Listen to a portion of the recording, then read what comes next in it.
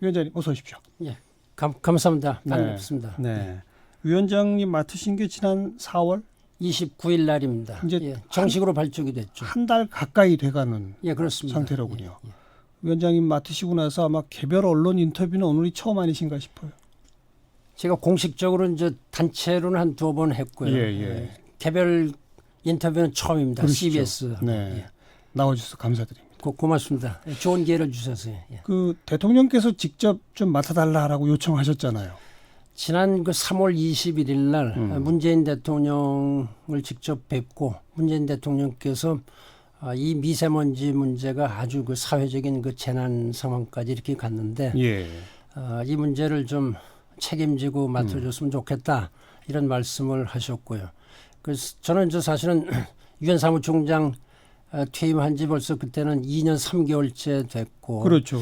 그래서 제가 이것이 이제 대통령께서도 말씀을 하시지만은 대통령께서 말씀하시는 건 이거 국민의 명령이다 이렇게 생각을 하고 제가 또 저의 마지막 그 국가에 대한 그 봉사 소명이다 이렇게 생각하고 받았습니다. 근데 평생을 이제 외교관으로 활동하시고 유엔 사무총장까지 하시고 사실 어찌 보면 환경 문제가 외교 문제의 하나이기도 하지만 그래도 미세먼지를 딱 그 주된 정책 과제로 하는 이 국가 이 기후 환경 회의의 위원장으로 반기문 전 유엔 사무총장이다.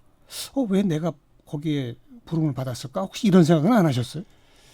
제가 이제 지난 10년 동안 유엔 사무총장으로서 가장 역점을 두어서 그야말로 정력적으로 정열적으로 이 일을 한 것이 이제 기후 변화 문제입니다. 물론 이 미세먼지 문제도 기후 변화 현상의 이제 전체적인 면에서 뭐 일부분이죠. 그러나 미세먼지 문제는 우리가 어떻게 하느냐에 따라서 확실히 그 상황이 달라지고 우리나라가 이제까지 그런 면에서 좀 게을리하지 않았나 이렇게 생각합니다. 그래서 하루 빨리 이 미세먼지 문제를 바꿔서 그러니까 개선을 시켜줘. 국민의 그 보건에 관한 문제이기 때문에요. 지난 10여 년 동안 사실 이 일을 해오신 거네요. 그렇습니다. 제가 잘 몰랐습니다. 별 말씀이십니다. 저는 막 유엔 사무총장 분쟁 지역 다니시면서 동분서주 하시는 모습만 떠올라가지고 꾸준히 노력해 오신 건 이 기후 변화. 환경 문제였다. 유엔 사무총장이 하는 일이 많죠. 전 세계 이제 평화, 안보 문제, 그 분쟁을 해결하는 문제죠. 그다음에 이제 인권을 보호하는 문제, 개발. 그러나 이제 개발이라는 큰 그 범위 속에 기후 변화 문제도 들어가고요. 그 기후 변화라는 그 전체적으로 보면은 그러니까 기후 변화하고 이제 미세먼지가 결과적으로 그 우리 인류의 이 건강을 갖다가 이제 보존하는 이런 면에 있어서는 같은 그 목적을 가지고 있죠. 맞습니다. 제가 요 국가 기후 환경 회의의 내부 구성 조직도 이런 걸 보니까 뭐 장관들이 다 이렇게 위원으로 되어 있고 아주 그러니까 이른바 범정부적이면서 또 정당 추천도 또 있고 그렇습니다. 그러니까 이게 뭐라 그럴까요? 정부, 정치, 국민 모두를 아우르는 그런 굉장히 큰 위상의 기구더라고요. 그렇습니다. 어떤 역할을 하는 건가요? 그렇다면? 우선은 이 미세먼지 문제 해결을 위해서 정치, 경제 분야, 사회, 산업 분야 또 이 민간 중에서 이 시민 단체 또 시민 개개인 모든 분야를 어우러서 미세먼지 해결을 하기 위한 어떤 국민적인 그 총의를 만들어서 이 국민적인 합의를 도출해내는 겁니다. 그러니까 상당히 그 아주 광범위한 미션을 가지고 있는 거죠. 당장 환경부가 이제 전담 부서로서 이런저런 일을 하고 있고요.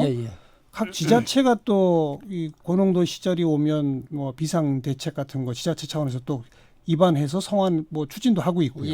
게다가 국무총리실 산하의 미세먼지 특별대책위원회라는 것도 또 만들어져 있고요. 그럼 그 각 기구들 그러니까 뭐 부처나 기구 또 지자체와의 관계는 어떻게 됩니까? 국가기후환경회의는 제일 위에 계시긴 한데 미세먼지 문제가 아주 그 심각하게 되다 보니까 정부에서 이제 특별법을 정해서 금년 2월에 국무총리 산하에 미세먼지 특별대책위원회를 세웠습니다. 그리고 한 달쯤 지난 후에 이 문제가 다시 이제 불거져서 네. 그 국가 기후 환경 회의가 이제 설립이 됐는데 예, 예. 이것은 이제 대통령 직속 그 자문위원회로 돼 있죠. 네, 네. 일부에서 그 총리 산하의 이 특별위원회하고 이 제가 맡고 있는 이러한 그 국가기후 환경회의는 어떻게 다르냐? 그렇죠. 이 중복 아니냐? 이런 옥상옥 아니냐? 이런 그 뭐 질문들을 좀 받고 있습니다. 그러나 이제 미세먼지를 다룬다는 면에서는 우리가 목적이 같습니다. 그러나 네. 하는 그 어떤 방법이라든지 의제, 참여 주체 이런 데서는 좀 많이 다릅니다. 그 총리 산하의 그 미세먼지 특별위원회는 일종의 그 정부하고 정부 대표 장관들하고 네, 네. 그다음에 민간인 전문가를 해서 일종의 그 하향식입니다. 하향식? 예, 그 탑다운식이죠. 그러니까 방침을 정부의 정하면 방침을 정해서 시행하는. 예, 네, 네. 그러니까 심의 결정하는 이런 기구고 저 기후환경 그 회의는 국가 예. 기후환경 회의는 예. 그러니까 이 참여 주체가 전 국민이 됩니다. 우선은 경제부총리, 기획재정부총리를 포함해서 여러 부처의 장관들 들어 장관들 있고요. 참석하고 예. 또 여기에 또 이 사회적으로 존경받는 그 사회 지도자, 네. 또 종교 지도자, 예. 정당 대표, 예. 또 과학자, 의사 모든 사람들이 이렇게 참여합니다. 예. 일반 시민 대표도 참석을 하고요. 예, 업계 예. 대표들. 그래서 예. 이거는 아주 그 참여 주체가 아주 전 국민을 그 어우르는 아주 광범위한 것이다. 네. 그다음에 이 하는 그 결정하는 방법도 이 탑다운 방식이 아니라 일종의 상향식입니다. 이 바텀업이죠. 그래서 우선 한 500명 정도의 그 국민 정책 참여단을 구성을 지금 하고 있습니다. 국민 정책 참여단. 네, 네. 6월 1일부로 이제 정식으로 이제 발족이 됩니다만 예, 예. 그분들을 통해서 또 이 전문가들하고 같이 의견을 나누고 이러한 요 국민 정책 참여단은 원하는 사람들만 들어오는 거예요? 아니면은 뭐 지난번 저 신고리 원전 그 공론 조사할 때처럼 그런 식으로 구성하는 겁니까? 우리가 무작위로 추출해서 이 500명을 선출하게 됩니다. 선발하게 됩니다. 무작위 추출해서 예. 함께 하시겠습니까?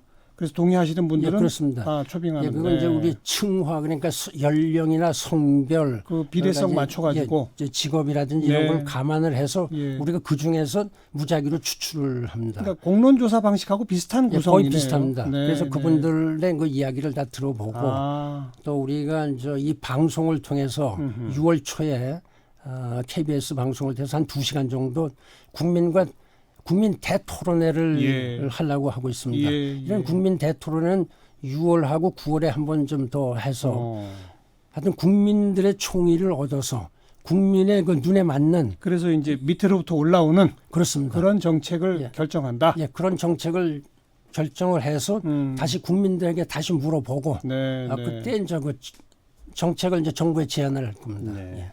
아까 언급하신 것처럼 그 언론들과 이제 좀 집단적인 기자간담회 등등을 하시면서 말씀하신 게 국민 눈높이에 맞는 정책을 만들겠다. 예, 뿐 예. 아니라 아주 담대한 조치를 만들겠다. 예, 예. 이런 표현하신 게 저는 좀 기억에 남는데 그 담대한이라고 하는 건 어떤 걸 의미하시는 겁니까? 사실은 우리 사회가 이제 경제 성장을 하다 이렇게 보니까 예. 경제 문제나 사회 문제에서 많이 그 분열이 돼 있기 때문에 정부나 어떤 이런 기관에서 정책을 세워도 참 그 합의를 도출하기가 참 어렵습니다. 어렵죠. 그래서 우리는 하여튼 상향식으로 해서 국민으로부터 국민으로부터 시작을 해서 이걸 갖다 정부에 제안을 하는 이런 방향이 되는데 또 이 미세먼지 문제가 우리가 오랫동안 제대로 조치를 취하지 않았기 때문에 네네. 국민의 생명을 직접적으로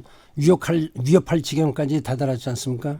1년에 17,000여 명의 국민들이 미세먼지 영향으로 해서 사망하는 이러한 그 참 불행한 일이 지금 벌어지고 있고 그래서 이제는 한시라도 지체할 수 없는 이런 상황이기 때문에 우리가 이러한 문제를 문제를 대처할 때에 그야말로 이제 담대하게 아주 약간 저 과리다시피 이러한 저 정책을 취하지 않으면은 이 문제가 그냥 부지 세월로다 이렇게 가면 뭐 도저히 그 가망성이 없습니다. 그래서 빠른 시일 내에 이 문제를 해결하지 않으면은 어렵겠다. 그렇게 하기 위해서는 국민들께서 어떤 여러 가지 좀 그 이해관계가 다르더라도 그렇죠. 이걸 좀 정부나 이 위원회하고 잘 그 협조를 해 주시는 게 바람직스럽다. 그래서 요즘 뭐 각계 그 인사들을 많이 만나고 있습니다. 그래서 뭐 미온적인 조치들 한두 가지가 아니라 아주 담대한 그렇습니다. 획기적인 방향 제시 이런 걸 하겠다. 그렇습니다.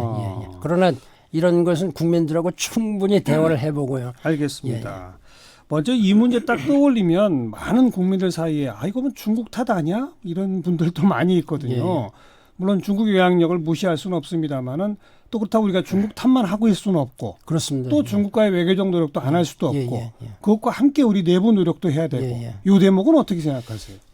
제 경험에 의하면은 이 미세먼지 이 문제로 고생한 건 중국이 우리보다 먼저 시작해서 오래됐습니다. 제가 중국을 방문할 때 참 그야말로 앞에 100m 앞에 자동차가 잘 안 보일 정도로 이렇게 했는데 요즘 그 중국이 그 사이 보니까 상당히 많은 그 조치를 취했습니다. 뭐 지난 한 10년 사이에 한 40% 줄였다는 얘기도 그렇습니다. 있어요. 그래서 제가 지난 4월 1일 날 이제 시진핑 주석을 만나 뵀는데 지난 그 몇 년 사이에 하여튼 그 90일에서 한 40까지 이렇게 줄였다. 그렇게 하고 이제 예산 쓴 것도 보면요. 2013년부터 2017년까지 예산을 보니까 우리 한국 그 예산으로 보면 290조 원을 쓴 셈입니다. 290조 원입니다. 그러니까 1조 7천억 위안을 썼으니까 어마어마한 돈을 투자를 한 거죠. 그 시진핑 주석 그 이야기 들어보니까 그 자동차 노후 자동차들을 갖다 과감하게 폐기 조치를 하고 노후 그다음에 이 공장들을 갖다 대거 그 폐쇄 조치를 하고 하여튼 과감한 조치를 취했다고 이렇게 얘기를 합니다. 사실은 근데 그럼에도 불구하고 여전히 심하죠. 그렇죠. 아직도 심하지만은 우리 지난 그 3월 달에 현상보다는 북경에 갔었을 때 보니까 훨씬 달라졌습니다. 그러니까 제가 있던 며칠간은 계속 그 푸른 하늘을 제가 볼 수 있었고요. 물론 이제 다른 지방에 또 그런 현상이 많이 있다고 알고 있습니다만 제가 이제 한 가지 말씀드릴 거는 우리가 중국 탓만을 하고 있을 때는 아니다. 우선은 우리가 할 일을 빨리 하고 그다음에 중국으로부터 어떤 저 배울 게 있으면 또 배우고 기술 협력을 하고요. 중국한테 요구할 건 또 요구해야죠. 요구할 건 해야죠. 그래서 사실 이제 중국과의 그 협조 관계가 상당히 그 중요합니다. 이미 이제 지난 그 2월 말 2월 26일 날 그 조명래 환경부 장관하고 그 중국의 그 리간제 그 환경부 장관 간에 또 상당히 좋은 협의를 가졌고 이 중국의 영향이 얼마나 되느냐 이걸 갖다 우리가 계속 따질 것보다는 좀 더 과학적인 방향에서 하는 것이 좋겠다. 당연하죠. 오는 그 2019년 11월 달 그 일본에서 한중일 그 환경장관 회의가 열리게 돼 있는데 그 사이에 이제 한중일 그 환경장관 간의 협의에 따라서 과학자들이 어떤 그 조사를 하고 있고 그래서 공동연구 보고서를 제출을 할 예정으로 돼 있습니다. 그렇게 될 것 같으면 서로 이 문제에 대해서 과학적인 그 데이터가 나오니까 앞으로 상호 협력할 계기가 더 많이 있고요. 제 자신은 6월 5일 날이 이제 세계 그 환경의 날입니다. 이 한국에서도 아주 훌륭한 그 여러 가지 큰 행사가 계획되어 있지만 저는 중국 그 환경부 장관의 초청으로 그 항저우에 가서 또 환경부 장관을 포함한 그 회의에 참석한 그 고위 그 관리들 그다음에 그 국제 지도자들하고 같이 하면서 이 한중 간의 협력뿐만 아니라 이 동북아 지역의 협력 관계도 그 협의를 하려고 하고 있습니다. 그래서 이런 말씀도 하셨어요. 미세먼지는 중국과 싸울 일이 아니다. 대기오염 물질과 싸워야 한다. 그렇습니다. 뭐 예, 그게 정답이신 것 같고. 예, 예. 그리고 우리 스스로 해야 할 일을 해야 해야죠. 됩니다. 해야 근데 이제 됩니다. 우리 예. 내부에서 해야 할 일을 하다 보면 아까 말씀하신 것처럼 서로 이해관계가 다르고 그래서 의견 차이도 많아요. 먼저 탈원전 방향이 옳으냐 그러냐 논란 많고요. 예, 예. 그것이 미세먼지 그 심화된 것의 원인이냐. 예. 뭐 자유한국당 황교안 대표는 그렇게 지금 주장하고 있지 예, 않습니까? 예, 예, 예. 그 대목은 어떻게 생각하세요? 탈원전이 미세먼지 심화의 원인이다. 그래서 이제 탈원전 이 문제에 대해서 이제 그 정부에서 이제 그 입장을 정해서 장기적으로 볼 때는 이제 탈원전으로 가는 게 좋겠다 이렇게 이제 말씀이 있었고, 네. 그다음에 이제 이 미세먼지와의 여러 가지 관계를 과학적으로 우선 먼저 우리가 그 좀 입증을 조사를 해봐야죠. 하고 입증을 하는 것이 예. 중요합니다. 예. 그렇게 하고 그 대통령께서 이제 그 이 석탄 그 화력 발전소 노후된 걸 줄여나간다. 줄여나가고 네. 이미 폐쇄 조치를 했지 않습니까? 예. 그렇게 되면 이제 자연히 그 에너지 수급 문제가 이제 생기게 되죠. 그런 네. 과정에 이제 어떻게 이런 그 에너지 믹스라든지 또 여러 가지 아마 검토해야 될 일이 많을 겁니다. 그런 과정에서 이제 뭐 얘기가 이제 될 수 있겠지만은 지금 현재 우리가 해야 될 일은 먼저 미세먼지의 그 발원 이 뭐냐 어디서 이런 문제가 많이 생기느냐. 예. 그다음에 이걸 어떻게 우리가 그 해결해 나갈 수 있느냐. 네. 이건 좀 과학 기술을 모두 동원을 하는 것이 이제 중요하다 이렇게 생각하고요. 그러니까 그렇게 차분히 과학적으로 연구 입증해야 하는 노력이 전제돼야 한다는 말씀이신데 예. 탈원전이 미세먼지의 원인이다. 예. 이건 좀 심한 거 아니에요? 글쎄 그런 문제는 제가 지금 뭐 이제 겨우 이제 한 달 예, 뿐이 안 예. 됐기 때문에 네. 점차적으로 이제 그 좀 위원들 우리 저 전문가들이 많이 있습니다. 의견을 들어서 예, 좀 들어봐야 되겠죠. 알겠습니다. 예. 그리고 또 국민 실생활과 직결되는 주제들 많아요. 전기요금을 올려야 되느냐, 예. 경유값을 대폭 올려야 되느냐, 예. 이런 문제들까지 다 포함해야 되는 거 아니겠습니까? 그런 문제들이 지금 그죠? 전부 다 논의가 될 겁니다. 그래서 네. 지금 제 계획은요. 우선은 단기적으로 워낙 이 미세먼지 문제가 그 심각하게 진전이 돼 있기 때문에 예. 금년 그 말까지 어떤 조치를 단기적으로 취해야 되느냐. 그야말로 그 일종의 그 샥 테라피 같은 이런 조치를 충격요법. 예, 충격요법 네. 예, 그런 것을 이제 정부에 건의를 하고요. 예. 내년에 그 건의를 가서 언제 하십니까? 충격요법. 하여튼 금년 중으로 합니다. 그러니까 9월까지 네. 우리가 어떤 안을 도출을 해서 예. 그 안을 가지고 우리가 또 이 중요한 그 어째 지방 같은 데를 다니면서 예. 일종의 그 주민과의 대화 타운홀 같은 미팅을 해서 또 얘기를 들어봐서 다 지역에서도 예, 지역에도 지들 이거 방문을 하려고 하고 네. 있습니다. 왜냐하면 이것이 이제 지자체의 역할이 또 아주 중요합니다. 그래서 그럼요. 서울시장이 이 당연직 위원으로 참석을 그렇죠. 하고 있고요. 네. 그다음에 용산구청장이 그 여러 가지 지자체 그 광역단체 말고 저 기초단체 기초단체장을 대표해서 참여를 하고 있습니다. 그래서 예. 그러나 이제 직접 또 지방을 방문하면서 이 타운홀 미팅 같은 것도 하려고 하고 있습니다. 알겠습니다. 밑으로부터 국민들의 직접 의견도 듣고 이해관계가 있는 업계, 시민단체, 각계 전문가, 정치권, 정부 부처까지 예, 그렇습니다. 의견을 다 모아서 뭔가 담대한 조치, 충격요법부터 하나하나 제안해 나가겠다. 예. 그런 말씀이시고. 예, 그렇습니다. 예. 기대하고 좀 지켜보겠고요. 예. 오늘 저 귀하게 모셨으니까 여쭤보고 싶은 게 또 여러 가지가 있어서. 예. 그 유엔 사무총장 또 지내시고 하셨으니까 이 북핵 문제 해결에 좀 뭔가 역할 하시고 싶은 마음이 있으시죠? 사실은 제가 유엔 사무총장 중에 예. 북핵 문제 해결 또 한반도 평화 네. 문제에 대해서 많은 그 신경을 쓰고 예. 또 이 북측 인사들하고도 좀 접촉을 하고 네. 많은 그 좀 계기가 있었습니다만은 불행하게도 그 어떤 계기마다 남북한 관계가 상당히 그 좀 그때는 잘 안 됐죠. 잘 안 됐습니다. 근데 그래서 지금은 좀 상황이 달라지고 지금은 저 있는데. 문재인 대통령께서 네. 상당히 그 상황을 급진전시켰죠. 급진전시켜서 그 어느 때보다도 남북한 관계에서 가장 그 좀 그 어떤 분위기가 좋은 관계다. 물론 지금 당장은 예. 분위기가 약간 식어 있는 것 같습니다만은 근데 바로 이럴 때 전반적인 거로 보면 아주 그러니까요. 이렇게만큼 진전된 적은 없었습니다. 그러니까 바로 이럴 때 예. 조금 그 마지막 그 매듭을 푸는 역할로 예, 예. 좀 평양 가서 김정은 위원장 좀 설득하시고 이러셨으면 안 됩니까?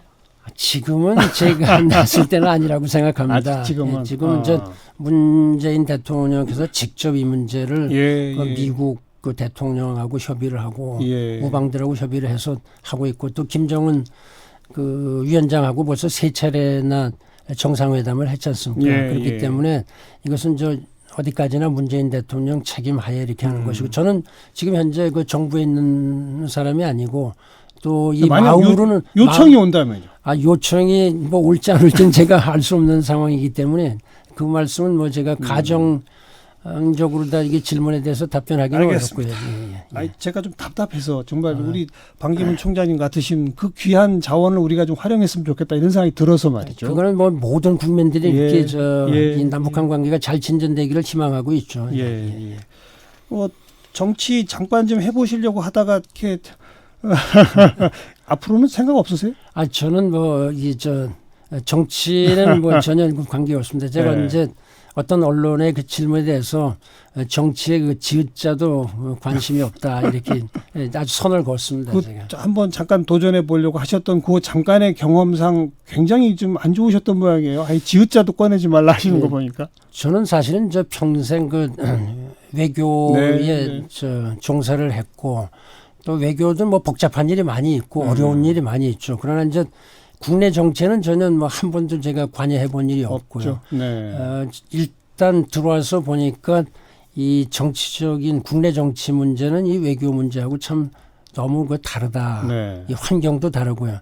그때 사실 2017년 그 초에 그 국내 상황이 네. 또 그렇게 좋은 때도 아니었고요. 그래서 지극히 혼란스러운 상황이었죠. 예, 그렇습니다. 네. 예, 대통령이 탄핵 문제 탄핵이 됐고요. 그렇죠. 그래서 네. 여러 가지로 하여튼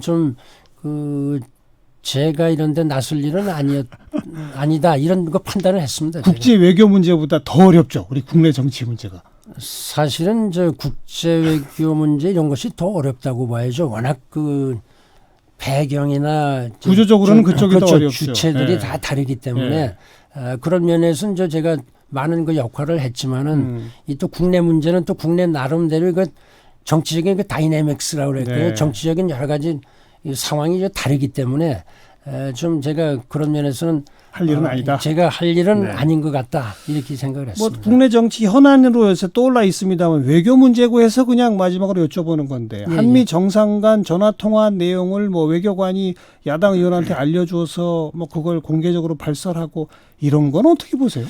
그거는 사실은 이 정상 간의 전화든 면담이든 그 기록은 그 쌍방의 합의가 있어서 그렇죠. 또 발표하는 수준을 또 정해야 됩니다. 그렇죠. 그래서 미국이나 한국이나 이 정도는 대외적으로 발표하는 게 좋겠다.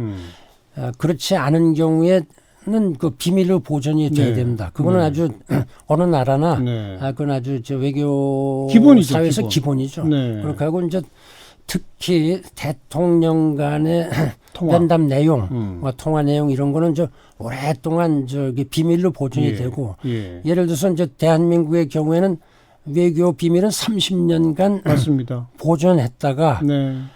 그 30년 후에 검토를 해서 아직도 비밀로 보존해야 된다면 계속 보존을 하고 네. 그렇지 않은 건 대외 공개를 합니다. 맞습니다. 미국도 마찬가지입니다. 네. 30년을 네. 두고 있는데 대개 국제적으로 30년을 두고 있는 것 같습니다. 근데 그래야 할 사안을 이렇게 외교관이 알려주고 특히 야당 의원한테 야당 의원이 공개하고 이건 안 되는 거죠? 그건 안 되는 일이죠. 그러니까 특히 그거는 어디서부터 잘못됐냐면 공직자가 그 보안을 유지해야 될 그 아주 의무를 그렇죠. 가지고 있고 그걸 서약을 합니다. 그런 걸 갖다 대외적으로 특히 이제 정치권에 이렇게 누설을 했다는 거는 참 불행한 일이고 있어서는 안 될 일이죠. 자, 국가기후환경회의 금년 중에 연말까지 반드시 정부가 또 국민과 함께 시행해야 할 충격요법 제안하겠다.